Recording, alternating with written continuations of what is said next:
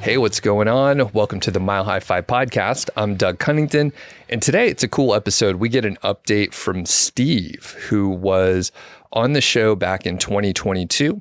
And then through my laziness, I rebroadcast the episode 3 years later and realized, oh, I should probably get an update. Actually, Steve realized that we should get an update and shot me an email.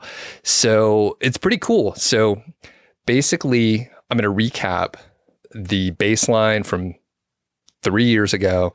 We're going to get some updates and hear what's going on with Steve now. So, and Steve, how are you today, by the way? I'm good, man. It's a Monday, but can't complain too much, All right. So back in 2022, you had a net worth of about 1.7 million. You had a few rental properties making a total of $1,000 per month.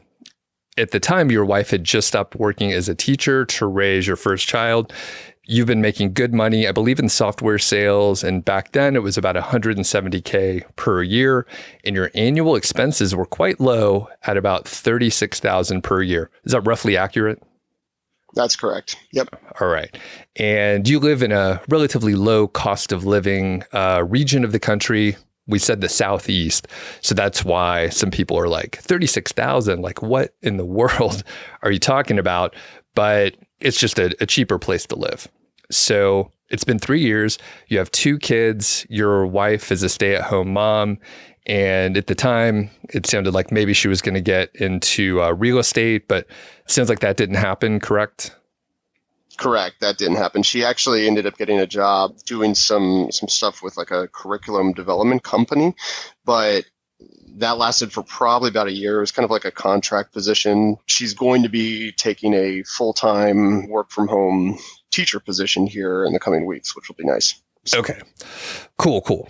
All right. So that's new, and that's actually helpful. And we'll get into some of those details. And actually, one of the big things that we figured out in the initial interview, literally during the interview, is that you and your wife have separate finances, like totally separate finances, and maybe a little bit of different philosophies and different goals.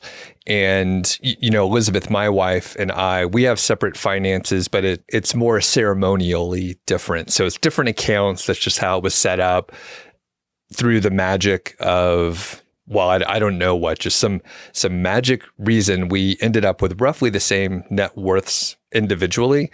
And that worked out pretty well. Everything's separate, but we kind of pool everything together. But I actually just got an email from listener Tyler earlier today, and he was like, oh, it's kind of interesting to have totally different finances like that. So we'll get into some of those details. Now, I want to start off with updates on numbers and the nuts and bolts and some of the analytics and details. So what's your net worth now? Can you talk a little bit about just finances and the balance sheet? Yeah, it's gone from 1.7 to 2.5 overall. So I bought a few more rental properties, 14 doors now. They're all in one metro area, for better or worse, but it works for me because I've got a single property management company that manages all of them.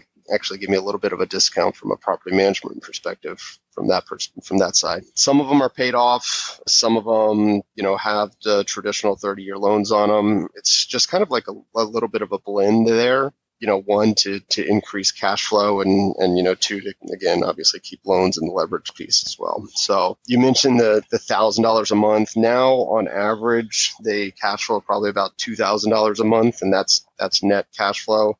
Of course, that fluctuates.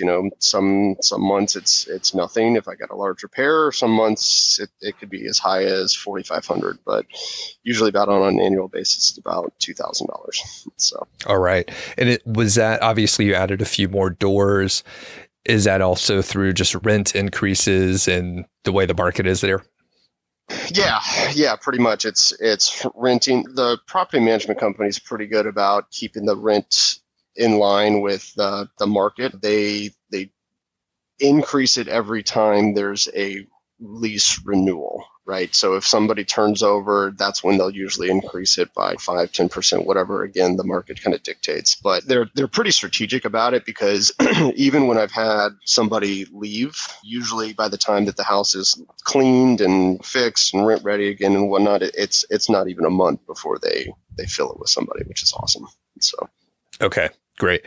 And in the initial interview, you mentioned, hey, you don't want to be the property manager, not your thing, and the property management company is doing a good job. Any other, details on that you want to expand on? Nothing's changed.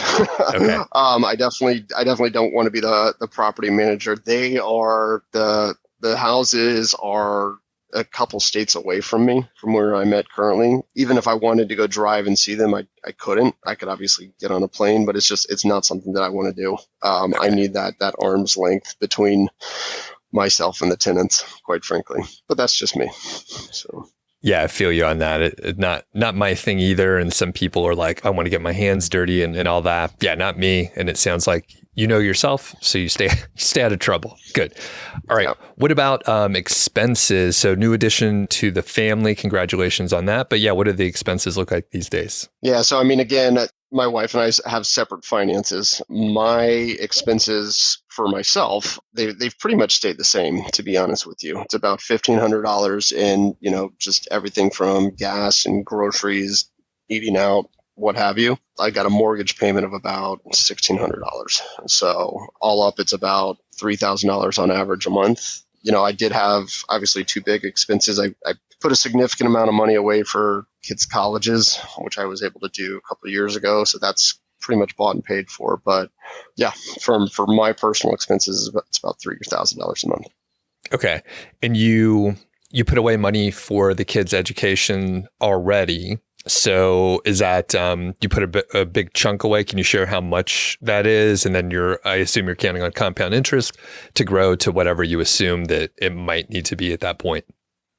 Correct. Yeah. So I put away about $30,000 for each kid. So, okay. And then that was in like one of those 529 college plans or savings plans or whatever it was. So, okay. Perfect. Now, you mentioned your expenses roughly stayed the same. What about for the overall household? Well, let's see. I think she says that we spend about $1,000 to $1,500 a month on groceries, and then I think she's got another $1,000 or so in expenses. So call it $5,000 to $6,000 a month for the overall household. It for the most part, I know it's about the same for each one of us, but I'm sure that there are opportunities for savings there if we wanted to dig into it. Quite honestly, we spend pretty liberally, in my opinion, at least. Okay. And some quick math, I think I did it correctly.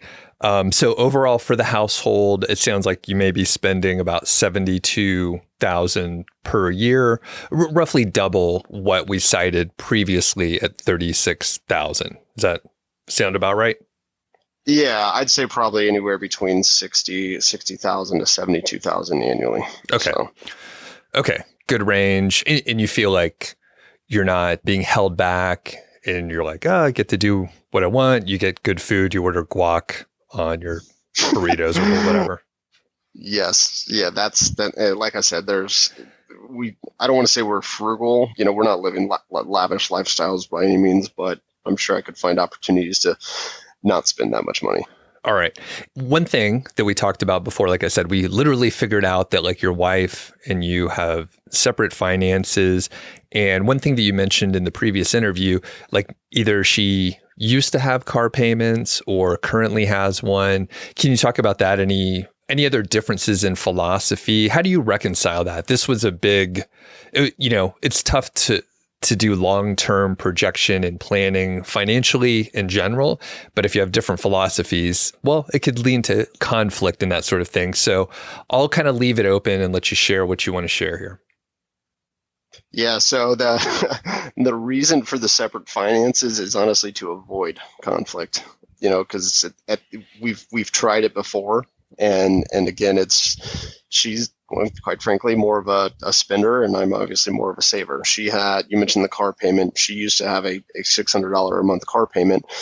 which I couldn't even wrap my head around. So that car is no longer with us, and she drives one of our paid off vehicles. But that's pretty much the crux of it, is that to keep me from, call it, micromanaging her and questioning again every line item of, why did you spend this on that, or why do we have another $100 bill from Amazon coming, and all those fun things. So, Gotcha.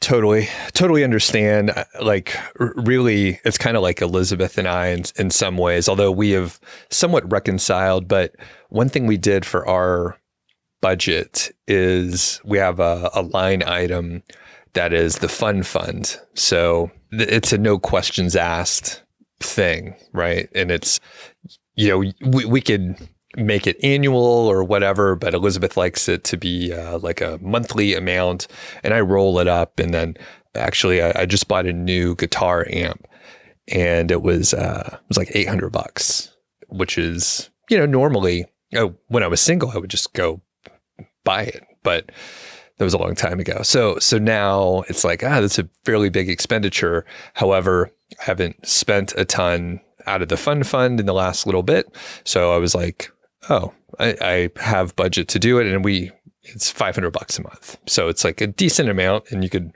roll it up and buy yourself a nice guitar amplifier every now and then. Not suggesting that you give that a shot, but that has helped, because what I don't want is like, I get even a small, so before we had this, it was like even a smaller amount, maybe like $75. Like, what did you buy at, I don't know, like GNC or whatever. It's like protein, obviously protein powder, right? But it's one of those things where it's like, I don't want to fucking answer a question every time I buy something. Although, and that's, yeah. So that's exactly what the path we were going down is, it's like, why did we spend $50 on Amazon or over X, Y, and Z? So it has been helpful, and it gives both of us like leeway. Or if I want to take guitar lessons, or Elizabeth, she likes a puzzle. It's called Liberty Puzzles. It's these wooden, like laser cut, like it's 1/8 inch plywood, beautiful art, but it's a very specific kind of puzzle. So instead of, a puzzle costing like whatever, 10 or $20, they're like 80 or $150. Like, it's way more expensive. It's a premium puzzle for someone who's obsessed with puzzles. It's a local company. They make them down in Boulder. So she got into those. Have you heard of these puzzles, by the way? I have not. No. Yeah. I'm not in the puzzle game. So yeah. It's funny. Elizabeth started doing these puzzle competitions, and she's actually organizing one at the Mr. Money Mustache HQ for like a small group. So she was like getting me to do some of the puzzles to see how long it would take a novice person. But basically it's like, hey, you want to take a fun activity and then like set a time limit and put pressure? I'm like, this is not fun. Like, to do a puzzle is a race. So yeah. Anyway, sidetrack on the puzzles there. Basically, the fun fund, the line item, has alleviated some of that pressure, and we're still kind of getting used to it. It's only been like a few years to have that in place, but just an idea might be something that you could integrate. So one thing from the other interview, you mentioned the breakdown of like post-tax brokerage account. So you had a good chunk over there, and we could actually get into how things are allocated in a second. But I remember that you said that you were actually either selling or withdrawing about $3,000 per month to help make the cash flow. And if I remember right, you were taking it from your account, your side of the balance sheet, and just giving it to your wife essentially, because she was staying at home with your firstborn. Can you talk about that a little bit? Was that in place for a little while? Yeah, so it was in place for a little while. It's stopped now. Like I mentioned before, she had that job for a little while, the contracting position. That was great because, again, it was work from home. She could effectively make her own schedule and whatnot. And then obviously she had her income coming in. So, I stopped the withdrawals from the brokerage account. It actually hasn't continued. So like I said, she's actually about to start another position. So, that's been nice, where I've been able to reinvest the dividends and things like that. And the account's grown quite a bit since then. Okay. Yeah. What do you have in the post-tax currently? It's about 1.1 now. Okay. So, yeah. Cool. All right. One of the other pieces that you mentioned, which may not, I mean, it's not going to come into play in the short term here, but you were talking about insurance. And if you stopped working and your wife wasn't working, insurance was uncertain, but you're still working, which we'll get into some of those details in a second, but your wife is going to start working too. So she would potentially have insurance. Any other insights or thoughts about insurance? The whole not working thing overall, and I, like you said, I'm sure we'll dive into this, but it's really the opportunity cost there, and I don't know what I would do to to be quite frank.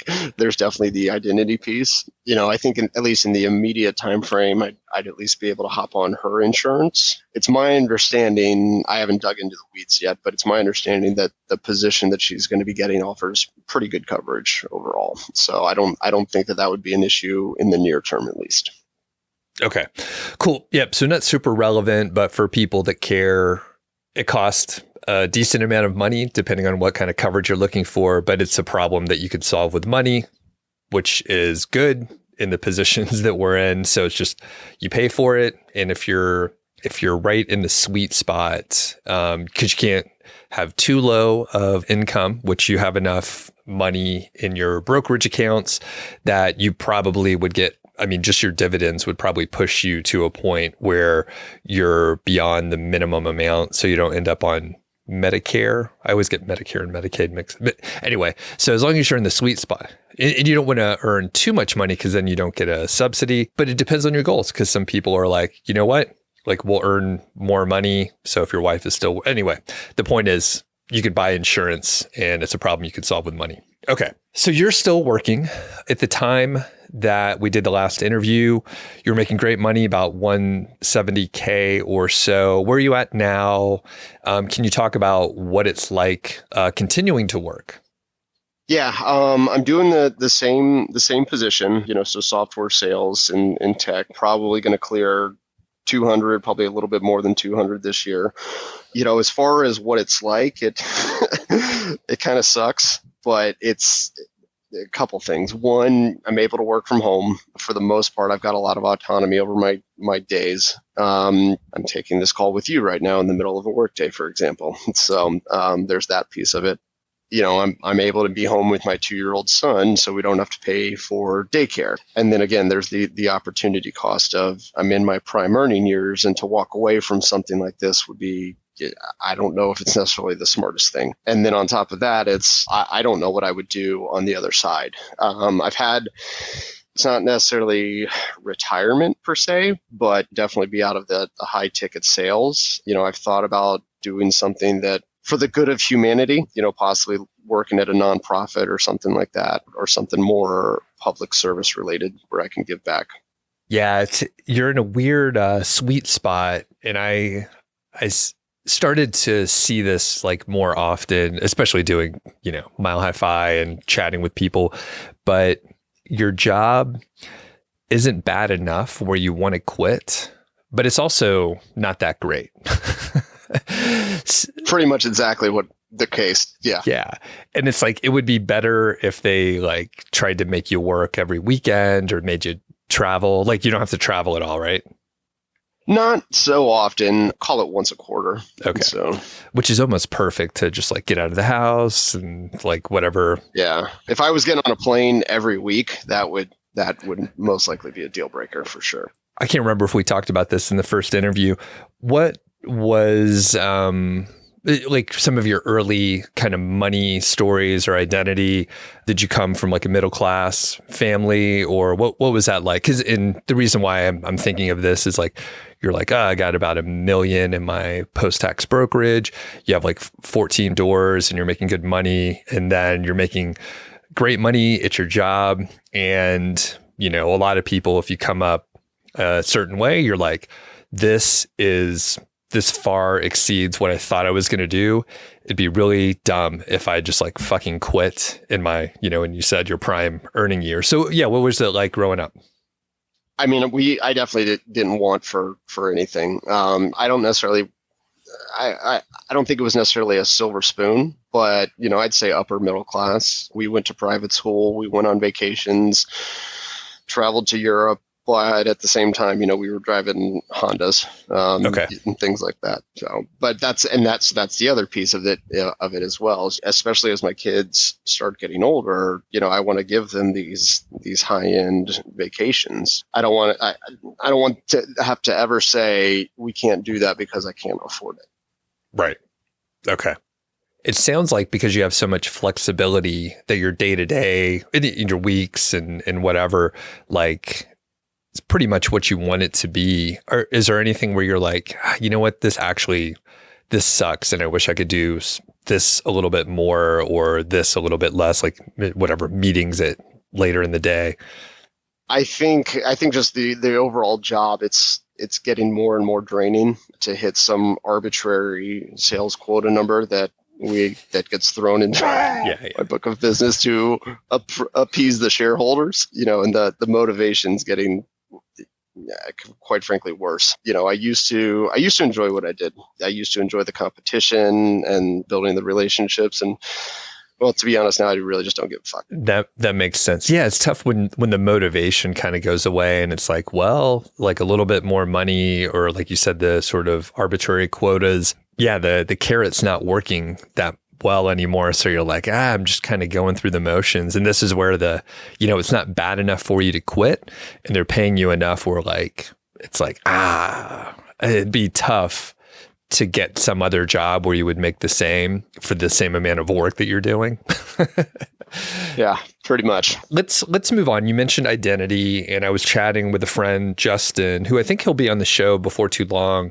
And identity comes up a lot, especially like you're a guy who makes good money, you're supporting the family. And then if you were to stop working, not only do we'll talk about how to fill your time and stuff like that, but like you have an identity where you're like, I'm a businessman, I'm a sales dude. And then if you stop working, you're just some random asshole that doesn't work.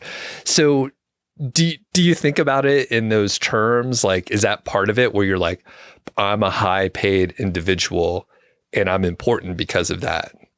I think de facto, yeah, for sure, for better or worse, which is a little frustrating. But I think, to be completely honest, I think I'm having a full-on midlife crisis at this point, because the other piece of all of this is that I want to be able to tell my kids to chase their dreams, be honest with yourself, follow your heart, whether or not that's a high ticket sales job or doing missionary work or whatever it is. It shouldn't be a dollar figure. Mm-hmm. And so that's what I'm trying to figure out for myself internally. I think I'm making progress. Like I said, I've had some conversations with some nonprofits that are looking promising. And obviously wouldn't, in the nonprofit space, it wouldn't be what I'm making now. But as cliche as it might be, hopefully it's not too pie in the sky, but I think my next move in life is to find something to fill my days that makes an impact on the world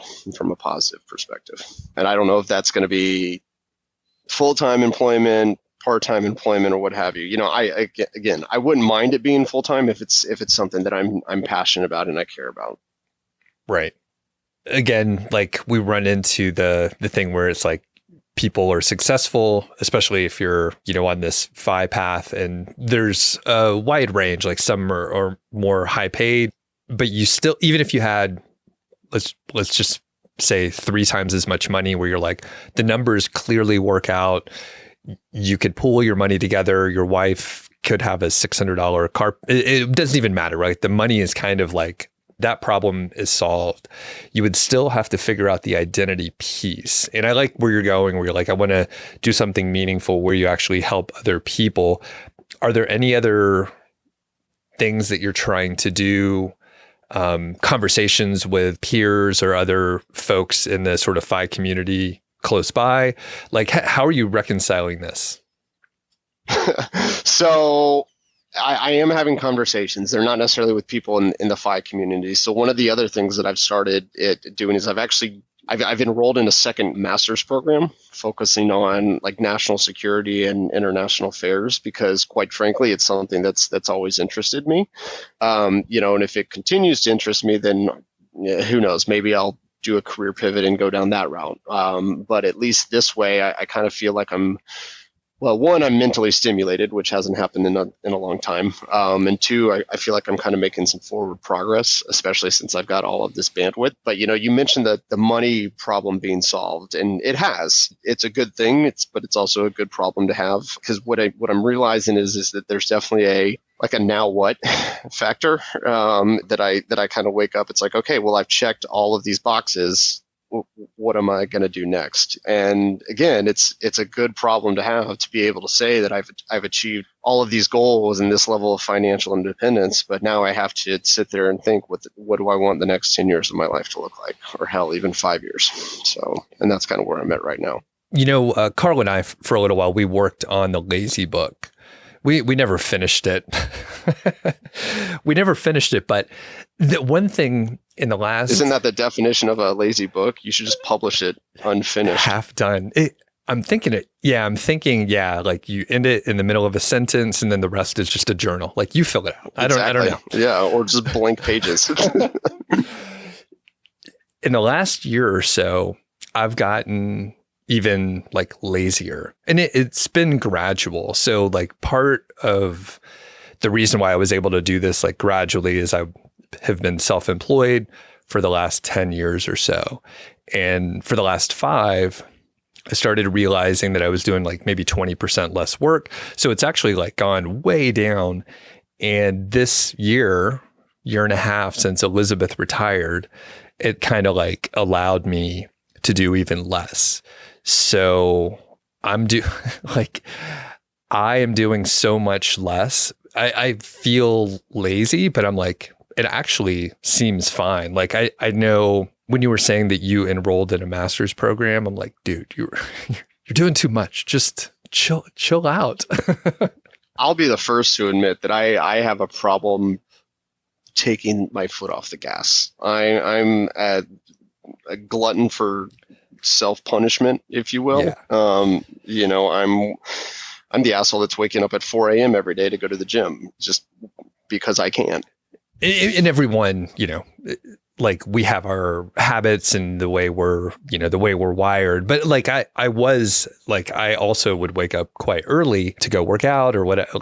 But I've tested like doing less and sleeping a little later and just like essentially being lazy, right? And it's worked really well. And I still talk to other friends who, they stopped working and they still have like a huge to-do list. Like they kept doing whatever they were doing in their corporate job, like over and over again. And again, it works for some people, but like when I see the stress that they still have and they have stopped working, I'm like, they should be able to like turn that down a little bit, unless they I guess some people enjoy it. And you mentioned, you're in a midlife crisis situation, but like, do you actually like it? You like to be pulled and you do want to sign up for whatever the master's program, and you're like, you stay very busy. It sounds like, do you like to have the calendar filled and like, all right, I got some shit to do this week and I got to make sure that I show up and I wake up on time and blah, blah, blah.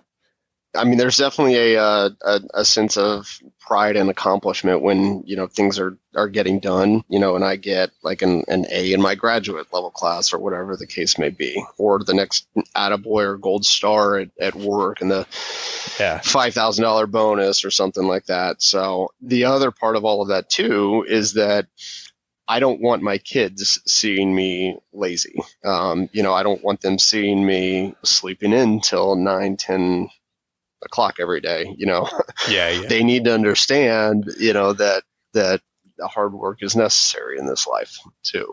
So that's the other part of it. Fair. Yeah. Interesting. And then the other thing, because I'm not trying to prescribe laziness to everyone. It certainly can't work. But I encourage it for many listeners of the show. Many people just need to chill the fuck out a little bit.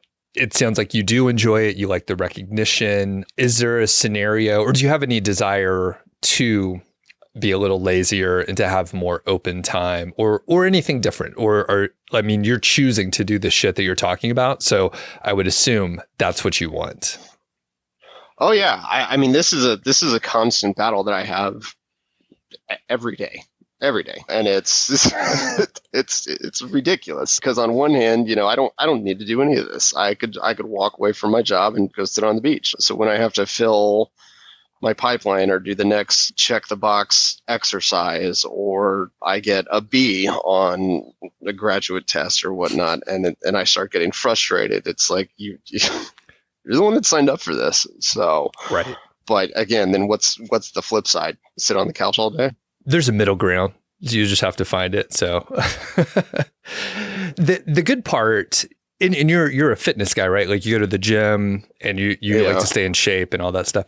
I feel like that's definitely one of those lifelong things you'll never master, and you could always do a little bit more, change your workout or adapt it or something like that. And you could obviously can't work out indefinitely and overtrain, but like you could pretty much just like keep doing some activity, and like it's beneficial. You can make it social somehow and partially like community oriented. But anyway, there's some middle ground. Hopefully you'll be able to figure that out for yourself. One thing you mentioned, did you aced school and like you basically like overachieved through your whole educational career? Not through my whole educational career. I mean, I definitely did well. This is now my second master's degree, and I've got a 4.0 so far. So, and I'm a year into it. All right. How are you? Do you have like one more year, then you'll be done? Yeah. Okay. Yeah. So interesting. Do you have any tips for people that are thinking like, hey, I want to go back and pursue a secondary degree, or they just have an interest and they have time? I think if you have an interest and you have time, you should do it. I'll go off on a soapbox here. One of my biggest pet peeves in life is when people say that they don't have time, because what they're really saying is it's not a priority. At the end of the day, you, me, Steve Jobs, Michael Jordan, the whomevers of the world all have the same 24 hours in a day. So it's just a matter of figuring out how to use it, turn off the television and go get something done. So, yeah, fair enough. The other piece kind of related is when people are, I don't know, it's like a humble brag about how busy they are. And that's fair. But I also think that there's like time management. Quite frankly, I work out for 2 hours a day in the morning. Then I work at home for 8 hours. I have 2 kids under 4, a wife. I'm taking 2 master's programs, and I still have time on the weekends to be social. So tell me that you don't have time, and I'm gonna go ahead and call bullshit. Quite frankly, so It's just time management, man. It's I don't know. Again, soapbox, but that's just that. It really irritates me when people are just all over the place sometimes. Yeah, and I agree 100% on that. And then I'll say, people, you should set aside time to be lazy and sit around, even watch TV. I know you're shitting on watching TV, but for some people, that's the right piece. I watched like 4 hours of football yesterday, so it's all good. Yeah, priorities. Okay, very good. Good discussion on identity. And it's one of those things we have to figure out. And I like you mentioned you're thinking of pivoting into like, a non-sales position, something nonprofit. Totally makes sense, where you can shift and then still feel productive and actually add, a different kind of value to the world, where it's something that you're specifically choosing and it's not for money. Okay. One of the big things that you mentioned in the first interview and have alluded to here is what you would do with your time. So you have a lot of hobbies. Like what kind of stuff are you into? You mentioned the working out piece for sure. I guess I wouldn't have to wake up at 4 a.m. to go to the gym if I decided to retire. I love going on the boat and everything, but honestly now my hobbies are my kids, and it's perpetually gymnastics, jujitsu, preschool, this, that, and the other. If I did retire, I would most likely just adopt the role of a stay-at-home dad, at least in the immediate time frame. So. Okay. one of the things that when we emailed catching up, I was like, and you even mentioned opportunity cost. And the thing is, like, you are at home and you get to see your kids often, and that's all great. You have a lot of flexibility in your schedule, but there's still like the mental bandwidth that occupies your thoughts. And I think that opportunity cost is also very great, but you don't realize it now until you stop doing it. Do you think about it in that way where you're like, it actually is taking more time? Yeah, go ahead. Yeah, what do you think? No, I absolutely. I mean, again, even though I'm home, there's definitely times where I struggle to be present, and I have to, it breaks my heart sometimes when I have to, close the door and say, Daddy's got to jump on a phone call or whatnot, and I try. So I think I'm pretty good about turning the work emails off at 5 o'clock. Again, I'm not saving lives here. We're in sales. 95% of the time it can wait till tomorrow. And for better or worse, what I tell myself in regard to the closing of the door, it's like, okay, well, if I wasn't at an office, then you wouldn't see me at all during the day. So, let me have this hour or the what have yous. But again, and then there's the struggling to be present, and then me getting pissed off because of something ridiculous happens at work and taking it out on them and all that stuff. Gotcha. So, yeah. Interesting. So like with that, and we're kind of on the same page. Like, I think we agree in that way. And you can see, like, even though the job is kind of, you've been doing it for several years, it's kind of mindless. I think you mentioned in an email, is it a goal to retire soon? Like you said, you kind of have the money part solved. You're okay if you stop now. You're acknowledging that, like, you have a great salary and it would be silly to walk away. We may as well save a little bit more so that like you said, you could go on great vacations and basically like use that money to spend on the family, which does make sense. So the question is, like, what's the finish line? What's your goal here? Like, do you want to stop working or not working? I think the finish line is a moving target first and foremost. I don't foresee myself stopping to work at this point. If I get fired or laid off, then I'll cross the bridge when I get there. What I do see myself doing is, like I mentioned before, pivoting into something nonprofit related or public service related, something for the greater good. And I mean, that could be as early as next month or a year, and honestly, that's all going to kind of be on a case by case basis of what particular opportunities presents itself, the salary, the actual work, the travel, the work from home, and all those things are going to come into play. So we'll see. It's very interesting. Yeah, it's cool to see the balance sheet go up, and you're still at the same company, successful. There's no like big drive where you're like, I got to hit this certain number, and you're kind of doing it on your own terms. So I dig that. You're still too busy. I think you're too busy, but I probably am. But you seem to like it. You seemed like it works for you. Well, any other thoughts on the identity piece? Like I said, I know it's a topic that people really enjoy hearing about, and I'll leave it open, but what else do you think?